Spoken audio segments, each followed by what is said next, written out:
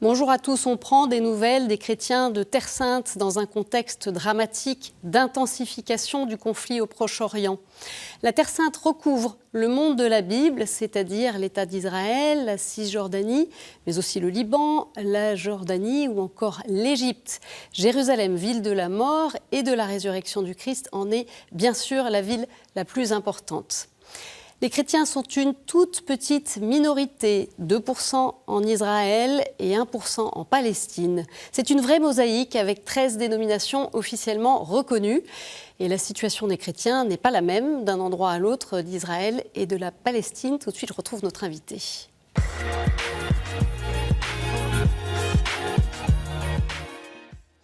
Marie-Armelle Beaulieu, bonjour. Bonjour. Merci d'être avec nous le temps de cette émission. Alors, vous êtes rédactrice en chef de Terre Sainte Magazine depuis 19 ans et vous vivez à Jérusalem depuis 26 ans.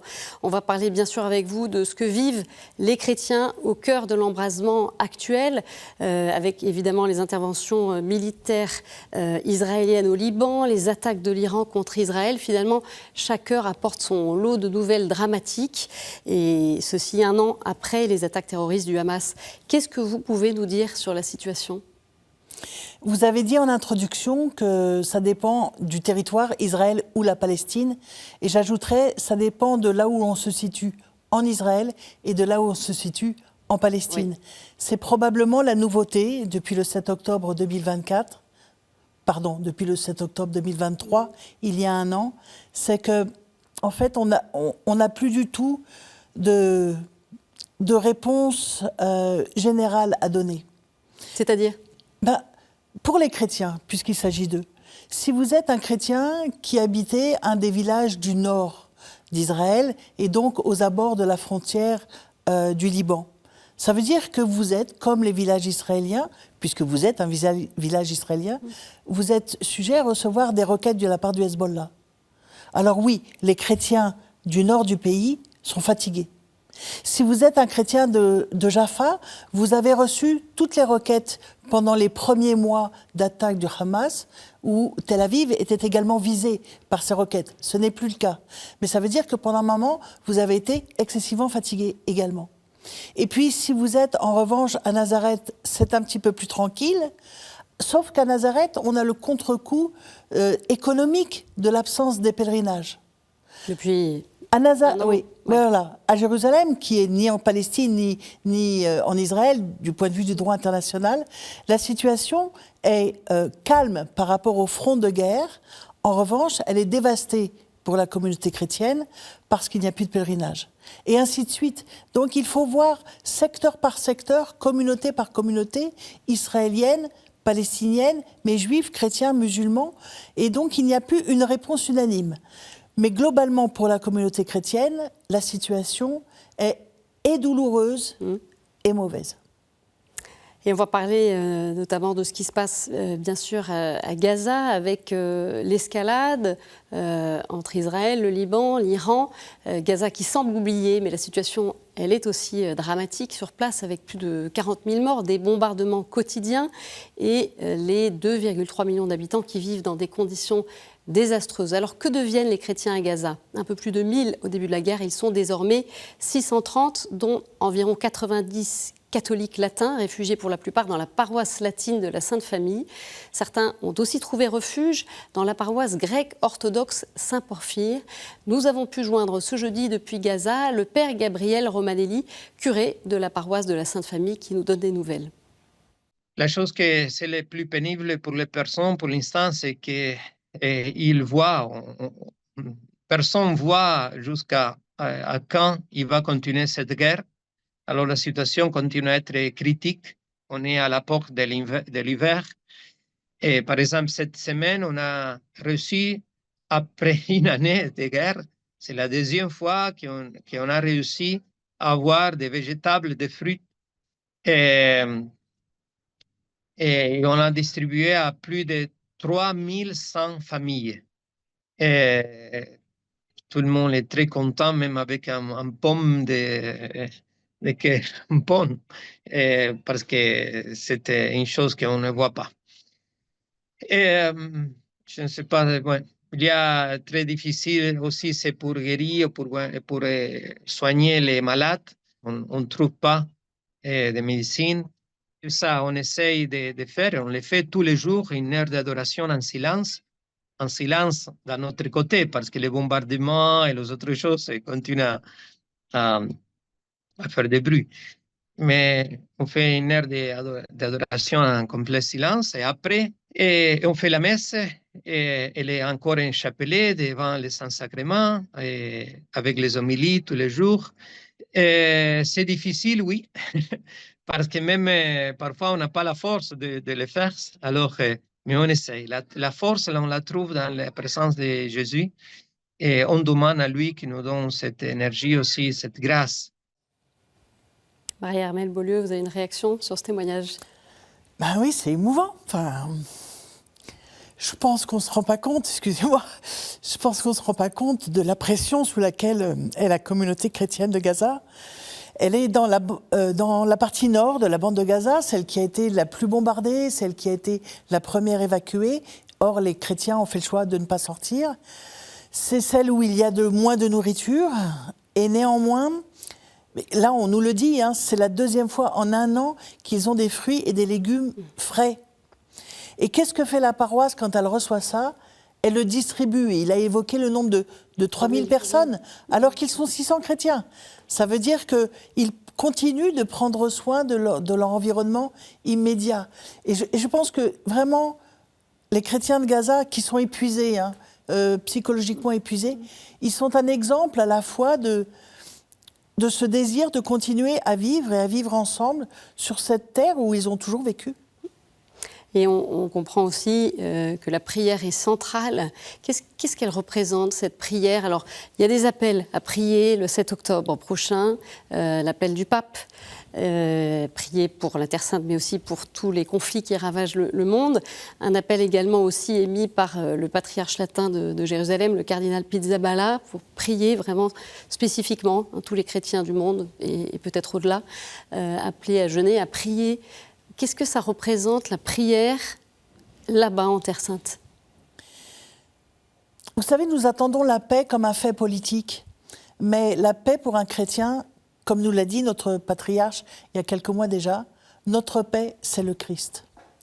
Et donc, quelles que soient les contingences, et aussi violentes soient-elles, et elles sont excessivement violentes, eh bien, il y a moyen, grâce à la prière, d'aller puiser dans la rencontre du Christ, dans l'union avec le Christ, lui qui a souffert aussi, mais qui est aussi ressuscité. Il y a moyen de vivre et la souffrance et déjà l'espérance de la résurrection, tout de suite, maintenant. Après quoi, on est en mesure de faire face aux contingences. Pour Gaza, c'est les bombardements, c'est le manque, c'est la faim, c'est le manque de médicaments, c'est tout ce que vous voulez. Mais allez puiser dans la prière cette force-là. Et c'est la même chose en dehors de Gaza pour les autres chrétiens, qu'ils soient en Israël ou qu'ils soient en Palestine. C'est trouver dans la prière la force, véritablement, de faire face à la situation telle qu'elle est, sachant qu'on n'attend pas du Seigneur qu'il agite une baguette magique. Et le Seigneur n'a pas l'intention probablement d'agiter une baguette magique. Il nous demande à nous d'être droits dans nos convictions chrétiennes. Ce que nous demande le patriarche aussi, c'est, pour obtenir la paix, c'est commencer à extirper en nous-mêmes les racines de la guerre. Et c'est de loin la chose... Au-delà de la région? Au-delà de la région, mais en règle générale, je dirais, même la paix dans la société française, la prière est une bonne chose pour commencer à enlever toutes ces disputes qu'on connaît. Et donc, en fait, c'est d'abord essayer d'enlever en nous les sources de violence. Quand vous êtes dans un contexte violent, c'est tous les jours que vous avez la tentation d'en vouloir à quelqu'un, la tentation de faire porter le péché à quelqu'un d'autre. Mais en fait, il faut d'abord purifier nos propres cœurs. Je crois que par le jeûne, l'abstinence qui nous est demandée le 7 octobre, c'est aussi une façon de retourner en soi-même pour voir quelle est ma part de responsabilité en règle générale, dans le péché. Et dans ce conflit, est-ce que moi, je suis, à titre personnel, un artisan de paix ? Alors, l'Église en Israël et Palestine, elle réunit des chrétiens palestiniens et israéliens. Et quel a été l'impact de la guerre sur cette Église ? Notre patriarche, je pourrais vous le citer beaucoup, parce qu'on a la chance d'avoir un évêque qui a le titre de patriarche. C'est vraiment le pasteur de ses brebis. Et c'est vraiment pour nous un phare dans la situation présente. Il nous a dit aussi ceci: je suis l'évêque de celui qui est bombardé et de celui qui bombarde. C'est-à-dire ? Parce qu'il y a des chrétiens qui font leur armée dans l'armée israélienne, dans les forces de défense israéliennes, et qui aujourd'hui sont envoyés, qui combattent, qui peuvent être envoyés à Gaza, qui peuvent être envoyés sur le front libanais, qui peuvent être envoyés dans les territoires palestiniens. Il y a des chrétiens. Compliqué. Oui, c'est compliqué. Et il y a des chrétiens d'un côté et des chrétiens de l'autre, et notre patriarche, c'est les chrétiens des uns et des autres. Alors, il ne faut pas se le cacher. On est chrétien, on essaie d'avoir une vie de chrétienne, nous ne sommes pas tous encore des saints. Donc, il y a des tensions, donc c'est difficile. Quand le patriarche s'adresse du côté israélien à ceux qui sont proches, qui déclarent avoir une proximité avec l'État d'Israël, avec le retour du peuple juif sur sa terre, qui sont toutes choses légitimes, quand il leur dit à eux, mais voilà ce que souffre Gaza, voilà ce que souffrent les territoires palestiniens, ils disent, mais regarde ce que nous on a souffert le 7 octobre, regarde nos soldats qui meurent, regarde le front, on reçoit des roquettes de partout. Et inversement, quand il est dans les territoires palestiniens et qu'il essaie de faire comprendre, oui, mais moi aussi, vous me demandez d'être le porte-drapeau de la cause palestinienne, mais je suis aussi le patriarche d'Israéliens d'origine juive ou proche du judaïsme. Et alors, il faut aussi que vous soyez leurs frères. Ils sont appelés à être frères, voilà. C'est ça le... Mais en ça, l'Église est prophétique, parce qu'aujourd'hui, en Israël et en Palestine, il y a une seule institution, je dirais, qui, naturellement, rassemble les Palestiniens et les Israéliens, c'est l'Église. Et justement, cette Église, alors c'est une mosaïque, il y a 13 églises différentes, avec une variété de confessions, de rites. Dites-nous un peu, comment se passe au quotidien la vie paroissiale ? Alors, chaque paroisse appartient à une des trois confessions, catholique ou orthodoxe ou protestante, et à l'intérieur des catholiques, il y en a plusieurs, et à l'intérieur des protestants, il y en a plusieurs, de même à l'intérieur des orthodoxes. Mais chaque vie paroissiale est la vie paroissiale pour l'Église catholique de rite romain et l'Église paroissiale d'une Église catholique de rite romain. En revanche, ce sont les gens qui vont à la paroisse qui ne sont pas les mêmes. Pourquoi ? Parce que vous avez un père catholique, mais votre mère est orthodoxe, votre beau-frère va être syriaque, votre cousin va être copte. Et donc, en fait, il y a une mixité incroyable. On est une si petite communauté que quand vous cherchez à vous marier, vous cherchez déjà à rencontrer un chrétien. Et dans le package, je dirais, vous tombez amoureuse d'un chrétien, c'est super. Et là, vous lui demandez, vous êtes quoi ? Il vous annonce que vous êtes protestant. Eh bien, on va faire avec. D'accord. Ça se mélange tout ça de manière Ça se mélange tout ça. Simple. Alors, c'est vrai qu'on est un peu surpris parce que quand on pense aux gardiens des lieux saints, il y a les clés qui sont au Saint-Sépulcre transmises d'une confession à une autre. Tout est très, très, très strict. Alors, chacun est jaloux. Chacun est jaloux oui. de sa tradition et doit la maintenir. Mais parce que toutes ces traditions sont belles. Donc, il n'y a pas de raison qu'il y en ait une qui s'efface devant les autres. Donc, chacun est jaloux. Il y a un peu son précaré. Hein. De faire vivre oui. sa tradition. Mais à l'intérieur des familles, c'est beaucoup plus fluide. D'accord. Alors, dans les paroisses, le curé catholique romain célèbre suivant le canon d'une église catholique romaine. Point, barre. Il enseigne ce que l'église catholique enseigne. Mais il sait qu'il va faire des mariages mixtes entre chrétiens, par exemple. Alors, on va parler aussi de cette présence chrétienne, on le sait, qui se manifeste particulièrement dans le domaine de la santé et de l'éducation. Je vous propose de voir maintenant un extrait d'un reportage du Christian Media Center sur la rentrée scolaire à l'école maternelle Terra Santa de Ramallah, qui a été entièrement rénovée. Cette année, l'école Terra Santa de Ramallah a été entièrement rénovée. Le 3 septembre, les classes de maternelle ont ainsi été inaugurées avec de nouveaux équipements pédagogiques et des aires de jeu. Le frère Ibrahim Faltas, vicaire de la custodie de Terre Sainte, a coupé le ruban inaugural et ouvert les nouvelles salles de classe pour les enfants, qui à petits pas sont entrés dans le monde infini de l'éducation.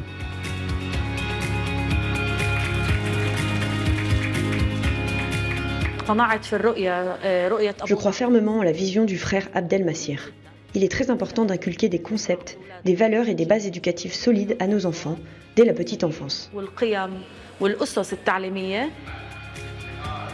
Les origines de l'école Terra Santa de Ramla remontent à 1728 et son histoire se poursuit sans interruption jusqu'à aujourd'hui.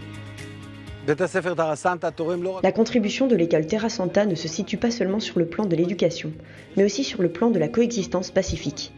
Ceci dans une ville qui accueille des populations et des groupes divers. Alors qu'est-ce qui se passe, Marie-Armelle Beaulieu, en ce moment dans les écoles chrétiennes? Si je puis me permettre, juste, c'est pas Ramallah, mais Ramla. Ramla, c'est Ramleh, c'est à côté de Tel Aviv. Donc nous sommes en Israël, et c'est pour ça que le reportage parle de populations variées. C'est que les enfants arabes, chrétiens, qui fréquentent cette école sont de nationalité israélienne, et leur contexte de vie, c'est l'État juif. Tout autour d'eux, ils sont auprès des Juifs et d'Israéliens.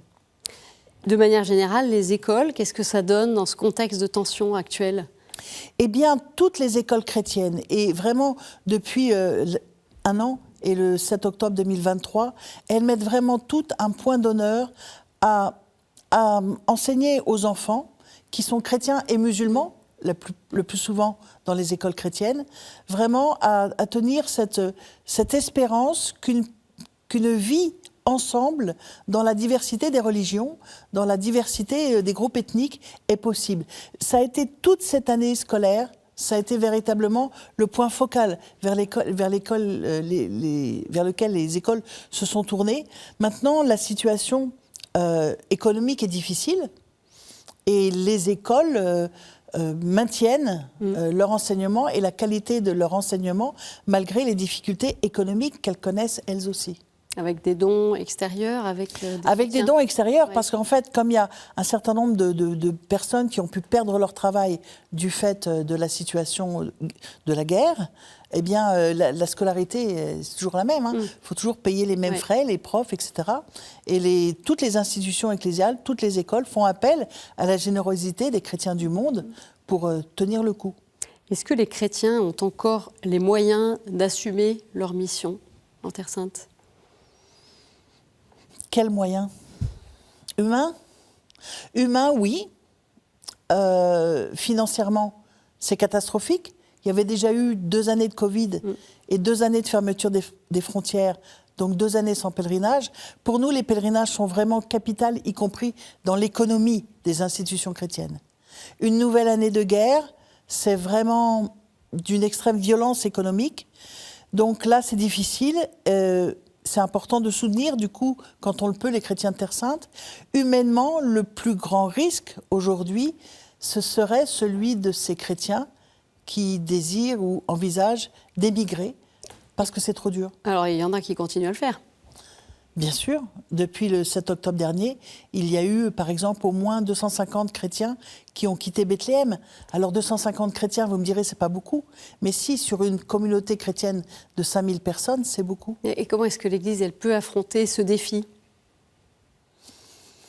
Elle essaye, les curés de paroisse, tous les évêques, tous les patriarches, essayent d'encourager les chrétiens à être dans l'imitation de Jésus et à endurer ce qu'ils doivent endurer, à tenir bon dans la longueur, puisque ça dure. Ça fait encore sens, ça, pour les chrétiens ?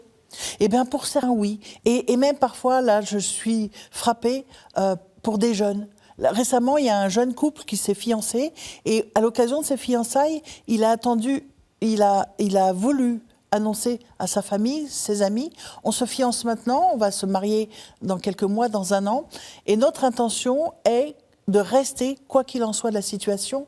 Et ils ont ajouté, ils ont 23 ans, ils ont ajouté, il faut bien qu'il y ait des chrétiens qui continuent à tenir la flamme de la foi chrétienne dans le pays où Jésus est mort et ressuscité. Des jeunes, il y en a, donc on a des vraies raisons d'espérer. Des vraies raisons d'espérer.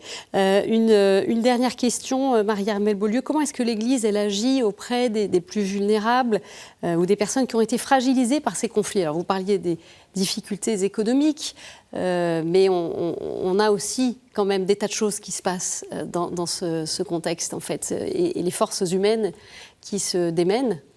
Alors, on a déjà un réseau social et pastoral assez développé dans l'église de Terre Sainte. Alors là, ils ont fonctionné véritablement à plein régime.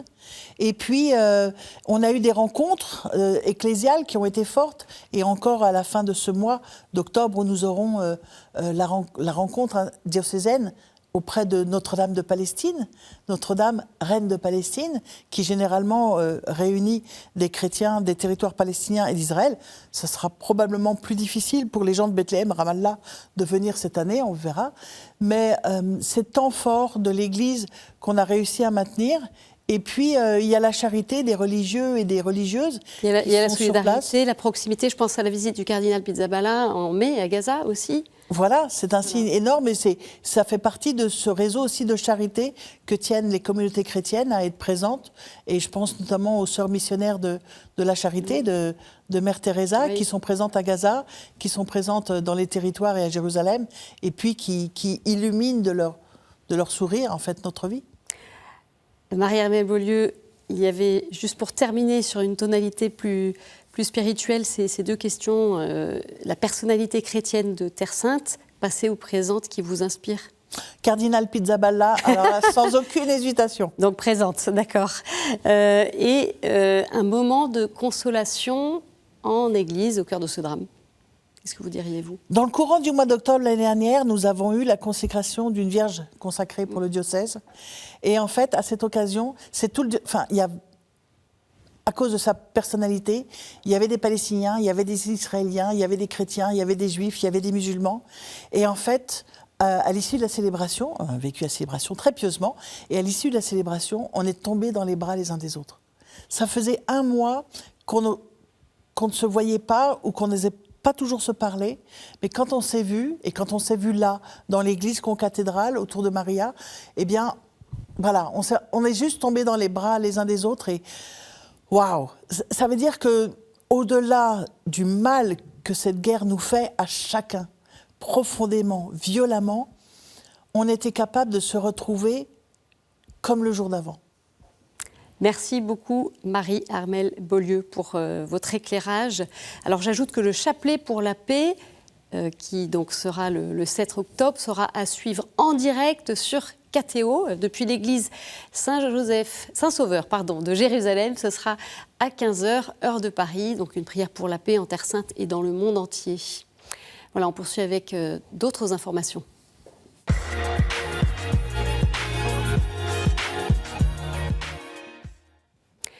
On a appris l'assassinat en République démocratique du Congo d'Edmond Bahati Monja, coordinateur de Radio Maria à Goma.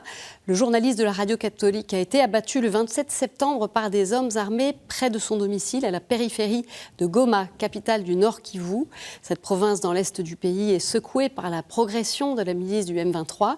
La ville de Goma est entièrement encerclée par des groupes armés qui exploitent les mines en vue de l'exportation clandestine. Ce journaliste avait enquêté justement sur la violence de ces groupes dans la région. Il laisse derrière lui sa femme et ses 3 enfants. En 2 ans, une douzaine de journalistes ont été assassinés à Goma. Et puis au Congo-Brazzaville, pour se préparer spirituellement à vivre 2025, année sainte pour l'Église universelle, l'archidiocèse de Pointe-Noire a organisé le 28 septembre la première édition du pèlerinage marial à Loango, porte d'entrée de l'évangélisation au Congo. Inauguré par l'archevêque de Pointe-Noire, Monseigneur Abel Liuala, il avait pour thème Marie, témoin de l'espérance. 5000 pèlerins ont participé à une grande procession parcourant 10 km jusqu'à Loango, procession suivie d'une messe. Et tout de suite, avant de nous quitter, on retrouve la chronique du monde.